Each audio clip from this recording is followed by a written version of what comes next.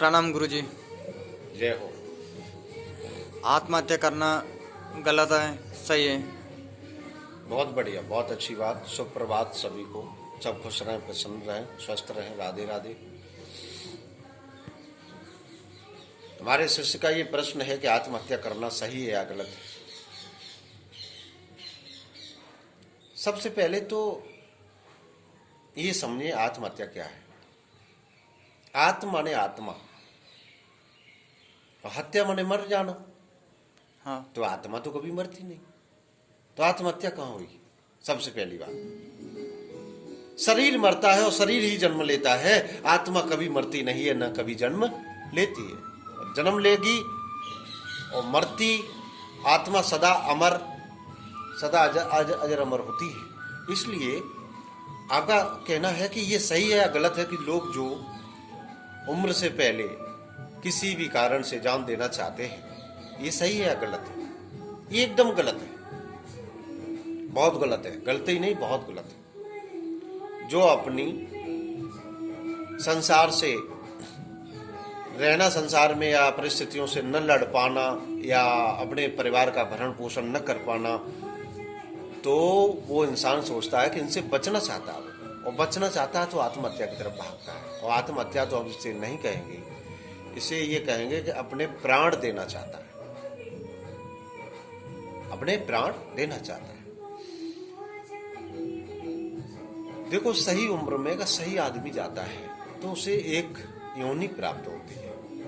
लेकिन जितने भी, कोई जल में डूब करके, कोई जहर खा के, कोई अस्वस्थ से, कोई एक्सीडेंटल केस हो जाता है, जितने भी आत्माएं इस प्रकार शरीर को छोड़ के जाती हैं, उनको कभी योनियां नहीं प्राप्त होती।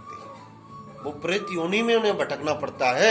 इधर भी परेशान होके जाते हैं और उधर भी वो परेशान रहते हैं, और एक कलंक लग जाता है कि इसने जीवन में संघर्ष नहीं कर पाया, ये परिस्थितियों से नहीं लड़ पाया, इसने अपने बच्चों को नहीं पढ़ा पाया, इसने अपने परिवार की देखरेख नहीं कर पाई।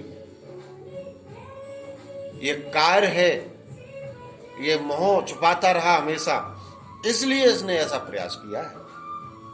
शरीर अनमोल रतन होता है। रामचरितमानस में लिखा है तुलसीदास जी ने कि बड़े भाग्य मानुष तन पावा, सुर दुर्लभ सद ग्रंथ गावा। बड़े भाग्य से मनुष्य का शरीर मिलता है, ये वेद पुराण ग्रंथ सभी बताते हैं। और उसको हम यूं ही गंवा देते हैं। 100 वर्ष की उम्र में 50 वर्ष सोने में चले जाते हैं। बाकी आपने लड़ाई झगड़े में, ईर्ष्या में निकाल दिए, बचा क्या आपके पास जीने के लिए? भगवान ये कहता है कि मैंने मानुष जन्म तुझको हीरा दिया और तू फिर भी न समझी, तो मैं क्या करूं? इतना सुंदर शरीर दिया, इतना अवसर दिया, इतना मौका दिया, और तू फिर भी नहीं समझ रहा, तो मैं क्या करूं इसके लिए? इंसान को खुद खाते हुए दूसरे के खिलाने का दम रखना चाहिए। खुद काम करते हुए 10 का भरण पोषण करने की क्षमता होना चाहिए। और इस दुनिया में आए हो तो संघर्ष करो, जीना सीखो, प्रेरणा स्रोत बनो दूसरे के लिए, जो लोग याद करें, आपके पग चिन्हों पर चले। कोई ऐसा काम करके न जाए जो 10 पीढ़ी आपको गालियां देते रहें, तो ये कहते रहे ये तो कार्य था, ये लड़ ही नहीं पाया, ये मेहनत नहीं कर पाया, ये परिस्थितियों के सामने आना ही नहीं चाहता था। तो ऐसे लोग न कहें, इसलिए ऐसा कार्य करना चाहिए। कभी भी जीवन में आत्महत्या का प्रयास नहीं करना चाहिए। एक बालक एक नदी में गिरने के लिए गया, पुल के ऊपर खड़ा था, तो गिरना ही जा रहा था, तब तक एक सन्यासी आ गया। सन्यासी ने बोला, बेटा क्या हो गया? कि मैं मरना चाहता हूं। क्यों? कि मुझे अपने से घृणा हो गई है, मैं अपने का कोई अस्तित्व नहीं समझता। सन्यासी बाबा ने कहा कि ठीक है, आप एक अंगुली काट के दे दो मुझे, मेरे से 50,000 रुपए ले लो। बोला एक अंगुली नहीं देंगे 50,000 रुपए। फिर बोला एक बाजू दे दो, 1,00,000 रुपए ले लो। बोला ये भी नहीं दूंगा। तो बोला 2 करोड़ ले लो, दोनों बाजू दे दो। ये भी नहीं करूंगा।